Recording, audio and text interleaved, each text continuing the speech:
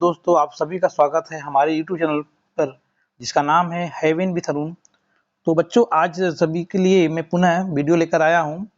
कक्षा 10वीं के यूपी बोर्ड के जो विद्यार्थी हैं, जो आपका पाठ है सूरदास के द्वारा रचित जो पद है, मैं उसके तीसरा पद पुनः लेकर आया हूँ। देखिए, आप इसको अच्छे से पढ़िए। मैं अपनी तरफ से मैं पूर्णतः इस प्रकार से सबको मैं डिफिनेशन करूंगा, यहाँ पे समझाऊंगा, शायद आपको एक बार में समझ में आ जाए। ठीक है, मैं पूर्णतः कोशिश करूंगा। चलिए देखिए, किलकते काने घुटुरु आवत मणिमय कनक नंद के आंगन बिंब पकड़ी बो धावत कबहु निरखी हरिया पूछाओ को करसो पकड़न चाहत किल की हसत राजत दतिया पुनि पुनि तिही अवगाहत कनक भूमि पर कर पग छाया यह उपमा इक राजती करी करी प्रतिपद प्रतिमनि वसुधा कमल बैठकी साजती बाली दशा सुख निरखी जसोदा पुनि पुनि नंदे बुलावती अचरा तरलय ढाकी सूर्य के प्रभु को दूधे पियावती। तो यहाँ पर भक्त सूरदास द्वारा रचित जो सुरसागर महाकाव्य है उसमें से जो छोटा सा अंश लिया गया है आपके पाठ के लिए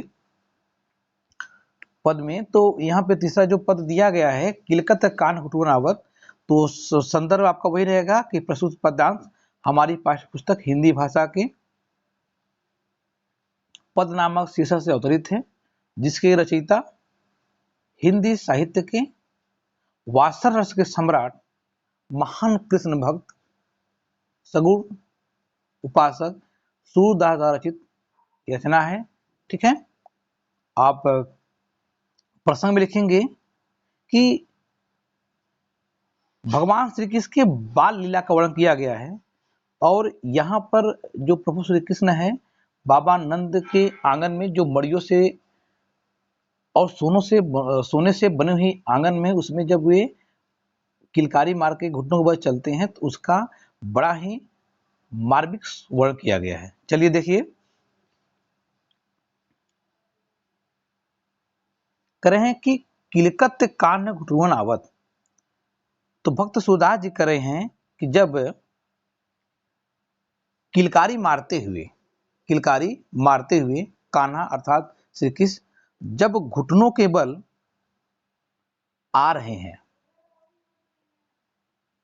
ठीक है, आगे देखिए, मणि में कनक नंद के आंगन। मणि मतलब होता है मणि, कनक माने होता है सोना, नंद के आंगन बिंब पकड़िबे धावत। तो कह रहे हैं कि सोने से बना हुआ, कनक माने सोना, सोने से बना हुआ और मड़ियों से युक्त बाबा नंद के आंगन में, मणि सोने से बना हुआ और मड़ियों से युक्त बाबा नंद के आंगन में स्वयं की बिंब मतलब परछाई, प्रतिबिंब पकड़ने के लिए दौड़ते हैं। कौन? सूरदास के प्रभु श्री कृष्ण। कबहू निरखी हरि आप छाव को करसो पकड़न चाहत। तो कबहू का मतलब है कभी, निरखी मतलब देखकर, हरि मतलब प्रभु श्री कृष्ण, आप माने अपनी, छा मतलब परछाई, को मतलब को देखकर, अर्थात कभी भगवान श्री कृष्ण अपनी परछाई को देखकर, कर मतलब हाथों से, सो माने चाहते हैं, पकड़ माने पकड़ना। ठीक है, तो अपनी परछाई को देखकर स्वयं हाथों से पकड़ना चाहते हैं। आगे देखिए, किलकत किलकी हसत राजा दतिया। जब किलकी माने किलकारी मारकर हंसना, हंसते माने होता है हंसना, रायत द्वय मतलब जो रजत माने होता है चांदी, अर्थात जब वे किलकारी मारकर हंसते हैं तो उनके जो दो दांत हैं वो चांदी के समान चमकीले दिखाई देते हैं। पुण्य पुण्य ही अवगाहत, वे बार बार उन्हें वे दिखाते हैं, मतलब जब हंसते हैं, अर्थात उनके जब दांत हैं, अभी दो दांत हैं, पुर्जा दांत नहीं आए हैं, तो दो दांत हैं, तो जो चांदी समान जो दिखाई देते हैं वो बार बार उसे दिखाते हैं और हंसते हैं। करक माने होता है सोना, भूमि मतलब भूमि पर, ठीक है। कर माने होता है हाथ, पग मतलब होता है पैर, छाया। स्वर्ण की भूमि पर उनके हाथ और पैर की छाया को देखकर यह उपमा एक राजती, मन में एक उपमा सुशोभित होता है, मन में एक उपमा सुशोभित होता है।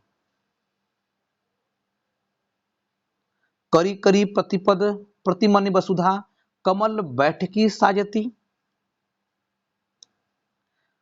प्रत्येक पद पर, करी करी प्रतिपद मतलब कर रहे हैं सुधा जी की प्रत्येक पद पर मड़ियों द्वारा, वसुधा मतलब पृथ्वी, प्रतिमन, ठीक है। प्रत्येक पद पर, प्रतिमन होता है प्रत्येक, प्रत्येक पद पर मड़ियों से, प्रत्येक पद पर मड़ियों द्वारा पृथ्वी ने कमल बैठकी साजती। पृथ्वी प्रत्येक पद पर प्रत्येक मड़ियों ने या मड़ियों के द्वारा पृथ्वी ने कमल का आसन सजा दिया है। क्या है? सजा दिया है। आगे देखिए, बाल दशा सुख निरखी यशोदा, अर्थात बालक बालक की सुखी दशा, बालक मतलब होता है बाल, अर्थात श्री कृष्ण की बात कर रहे हैं, दशा सुख, बालक की सुखी दशा को देखकर, मां निरखी मन होता है देखना, बालक की सुखी दशा को देखकर माता जसोदा पुनि पुनि अर्थात बार बार बाबा नंद को बुलाती हैं। इसके बाद अचना तरले ढाकी, इसके बाद अपनी आंचल के नीचे ढककर, सुधा जी कहते हैं इसके बाद आंचल के नीचे ढककर मेरे प्रभु श्री कृष्ण को दूध पिलाने लगती हैं। कौन? उनकी माता जसोदा, ठीक है। अगर बात समझ आ गई बच्चों ठीक है, वरना मैं आप लोग के लिए यहाँ पे लिख दिया हूँ, देख लीजिए कि प्रस्तुत पद में ये जो प्रसंग है कवि सुधा जी द्वारा मड़ियों से युक्त नंद के आंगन में घुटनों के बल चलते हुए बालक श्री कृष्ण की शोभा कर मनोहारी वर्णन किया गया है। आगे देखिए व्याख्या।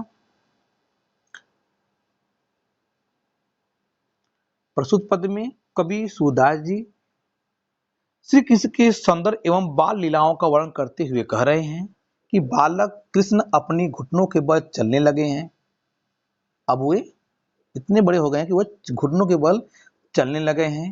राजा नंद का आंगन सोने का बना है और मड़ियों से जड़ित है। उस आंगन में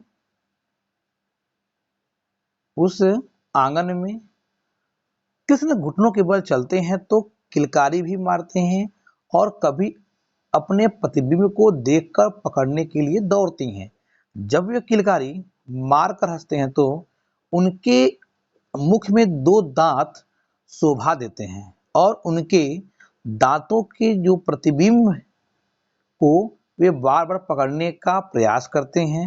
उनके हाथ पैरों की छाया उस सोने के फर्श पर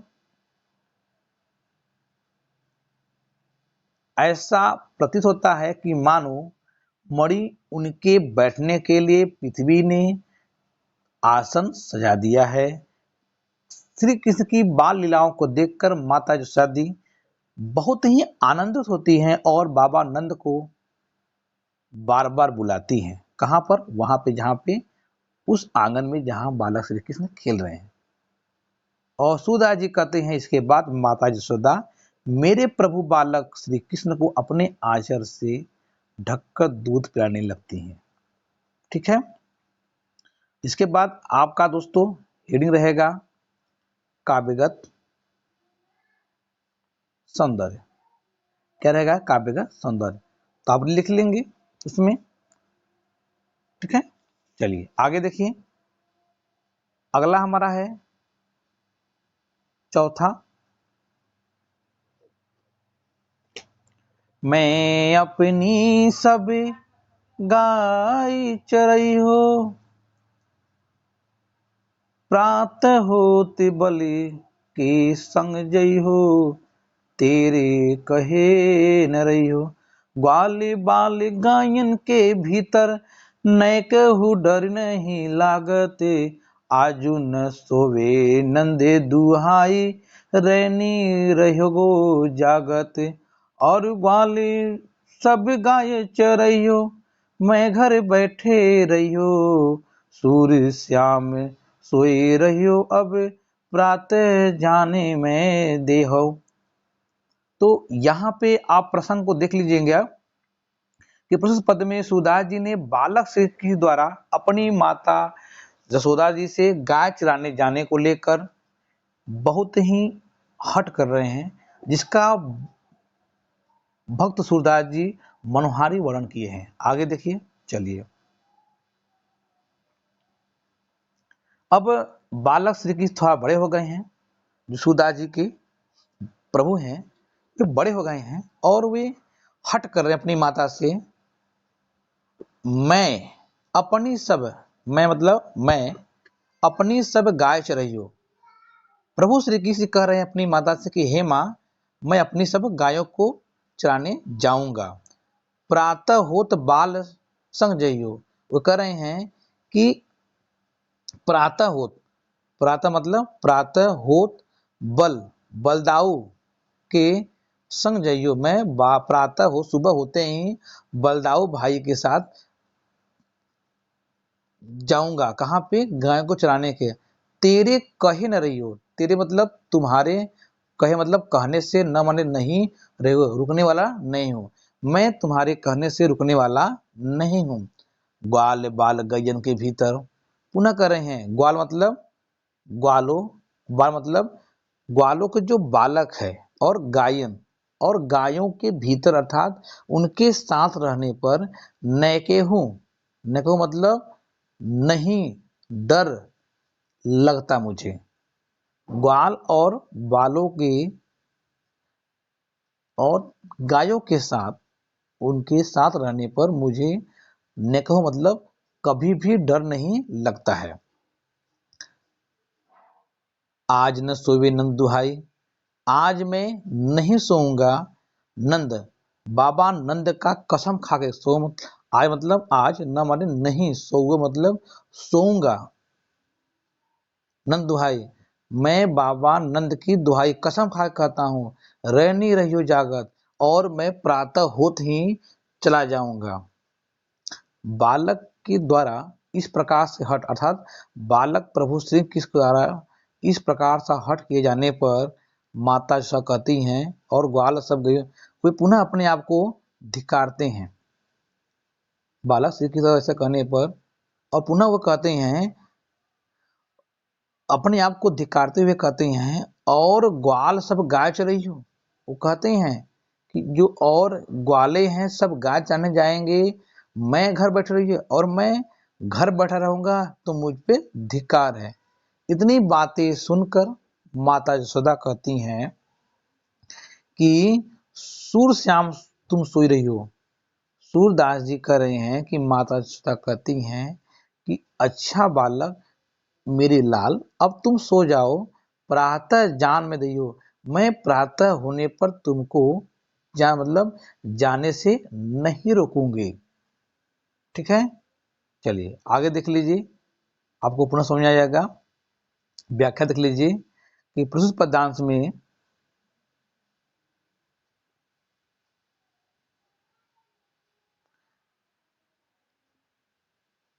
कान्हा अपनी माता यशोदा से जिद कर रहे हैं कि मैं अपनी गाय चराने के लिए जाऊंगा।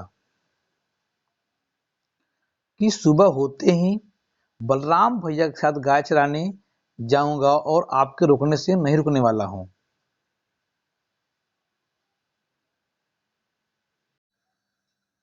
देखिए, और आपके रुकने से नहीं रुकूंगा।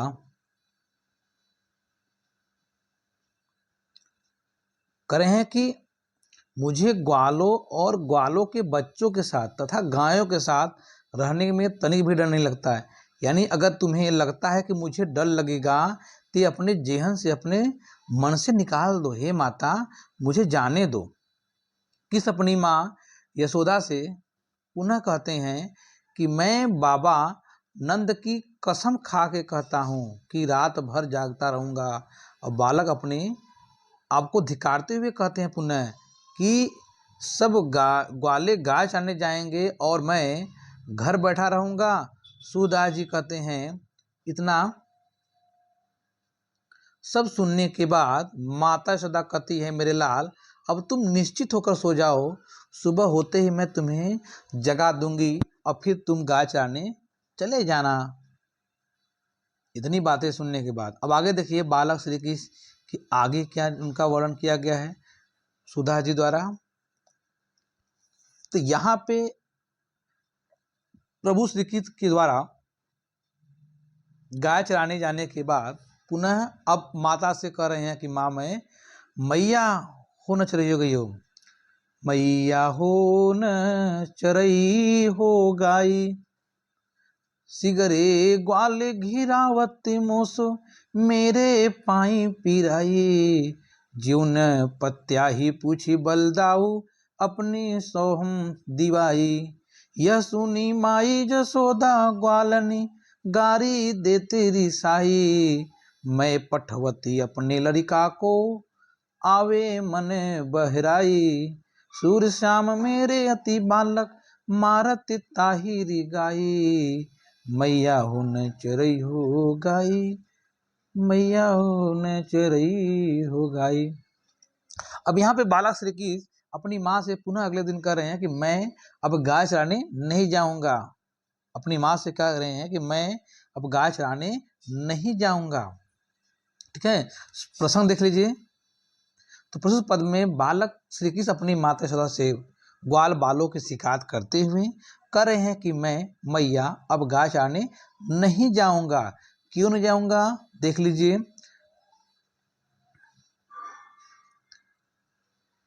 मैया न चरही हो गया, हे मई माता अब मैं गाय चराने नहीं जाऊंगा।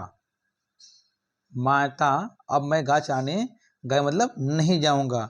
सीधे मतलब सभी मतलब ग्वाले, घिरावत मतलब घिरवाते हैं, मोसो मतलब मेरे से, सभी ग्वाले घिरवाते हैं मेरे से क्या, अपनी गायों को, मेरे पांव पिराए, जिसे पकड़ने में, घेरने में मेरे मतलब मेरे पांव मतलब पांव दर्द कर रहा है, मेरा पांव दर्द कर रहा है, इसलिए मैं अब गाय चराने नहीं जाऊंगा। आगे देखिए वो पुनः बोल रहे हैं, ज्यों न पत्याही, अगर तुमको नहीं पत्याही मतलब नहीं पतिया रही हो, अर्थात तुमको मेरी बातों पर विश्वास नहीं है तो पूछ लो बलदाऊ भैया से। बालक श्री कृष्ण जी पुनः बोल रहे हैं अपनी माता से, अगर तुमको मेरी बात पे भरोसा नहीं है तो बलदाऊ भैया से पूछ लो। हाँ, पर अपनी मतलब सौगंध दिवाकर, अपनी कसम खिलाकर तुम बलदाऊ भैया से पूछ लो। यह सुनी माई यशोदा ग्वालिन, यह बात सुनकर माता जसोदा जो ग्वालिन है वो गारी दे दिसाई, वो सभी ग्वालों को गारी देने लगती हैं और गुस्सा होती हैं, क्रोधित होती हैं। क्या कहती हैं क्रोधित होकर, मैं पठवाती अपने लड़का को कि मैं अपने बालक, लड़का मतलब अपने बालक को वन में इसीलिए पठवती हूँ जिससे मन बहला, उसका मन बहला रहे। मैं पठवती, मैं भेजती हूँ अपने लड़का को, अपने बालक को वन में इसलिए कि जिससे उसका मन बहला रहे। सूर श्याम मोरी अति बालक। और मेरा जो बालक है, माता यशोदा कहती हैं, सूरदास जी की कहते हैं कि माता यशोदा कहती हैं कि मेरा अति बालक, मेरा जो बालक है अति छोटा है और मारत ताहिर गाई, और सब उसको दौड़ा दौड़ा कर परेशान करते हैं, घिरवा घिरवा कर उसको मारना चाहते हैं।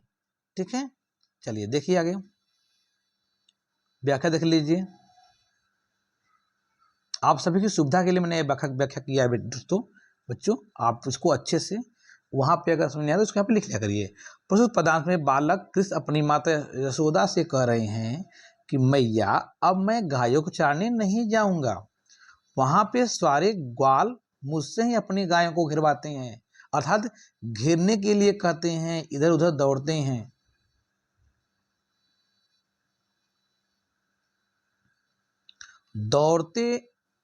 मेरे दौड़ने से अर्थात घेरने से मेरे पाँव में दर्द होने लगता है। किस आगे अपनी दुख अपनी माँ से कहते हुए कहते हैं कि मैया अगर आपको मुझ पर यकीन नहीं है तो आप बलराम भैया को अपनी कसम खिलाकर पूछ लो। ठीक है,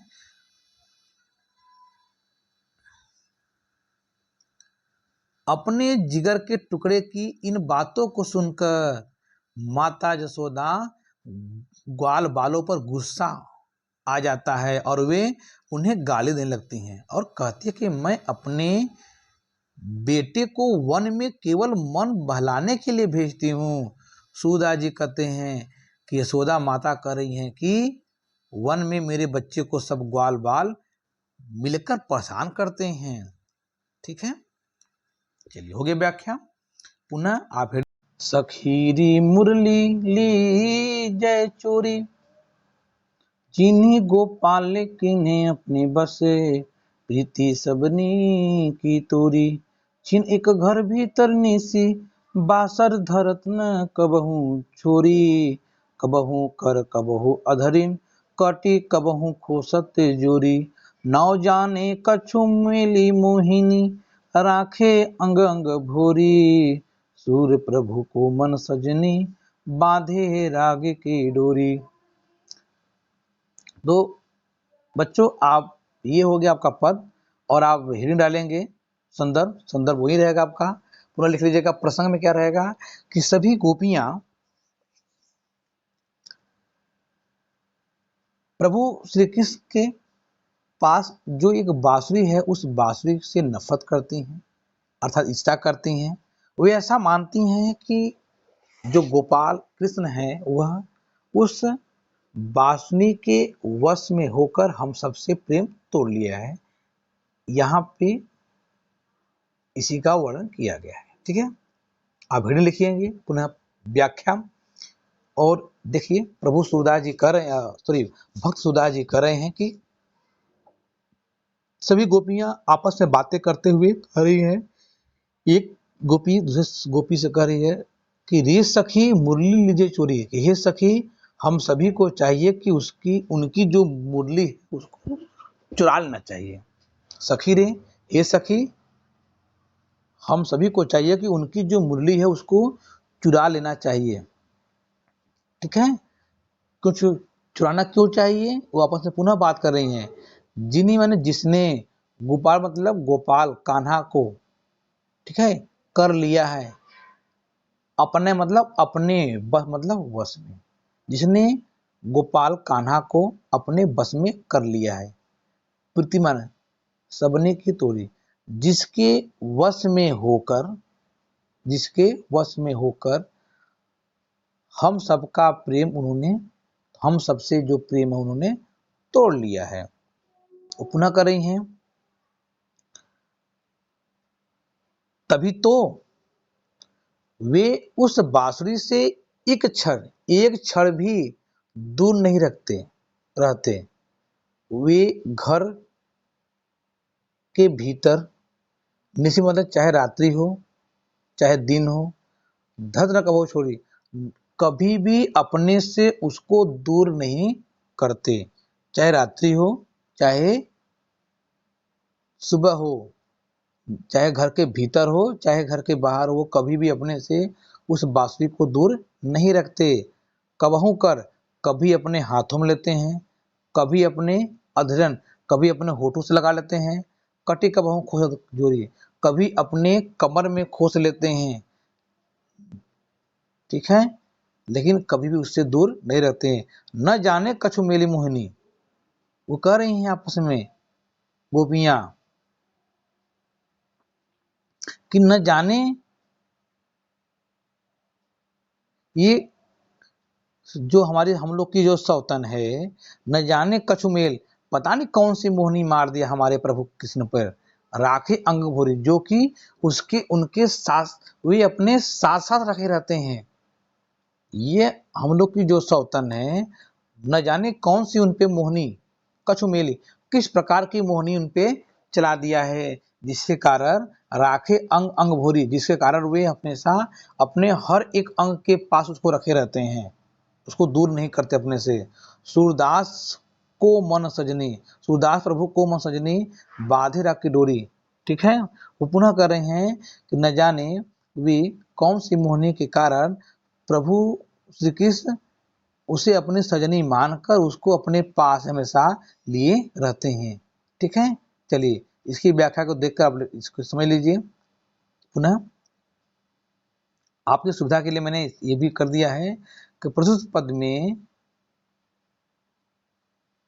सुदास जी कहते हैं कि गोपियां मुरली को अपना सौतन समझने लगी हैं। वे उसे कृष्ण से दूर करने का प्लान बनाते हुए एक गोपी दूसरे गोपी से कहती है कि हे सखी, अब हमें कृष्ण की मुरली चुरा लेनी चाहिए, क्योंकि इस मुरली ने हमारे कान्हा को अपने वश में कर लिया है, जिससे वशीभूत होकर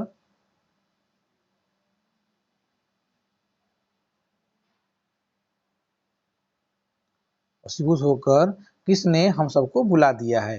अर्थात इसी मुरली की वजह से अब हमें प्यार नहीं करते। एक क्षण के लिए, घर के अंदर हो चाहे घर के बाहर, रात हो चाहे दिन हो, कोई भी समय हो, श्री कृष्ण मुरली का साथ कभी नहीं छोड़ते। कभी अपने हाथों के लिए रखते हैं, कभी होठों से लगाए रखते हैं, और कभी कमर में खोस लेते हैं। अर्थात कृष्ण को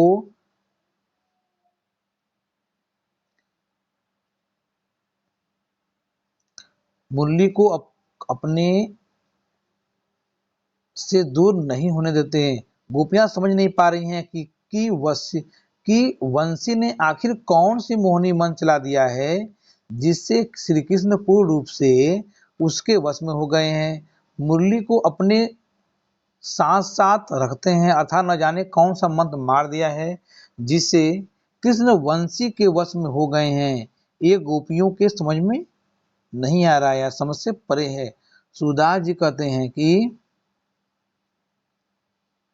इसी वंशी ने मेरे प्रभु श्री कृष्ण के मन में अपने प्रति प्रेम जगा दिया है, मन में प्रेम की डोरी से बांधकर कैद कर लिया है, ठीक है दोस्तों। तो आप सभी को वीडियो अच्छा लगा होगा, मैं आशा करता हूँ। पुनः आप इसका अध्ययन कर लीजिए।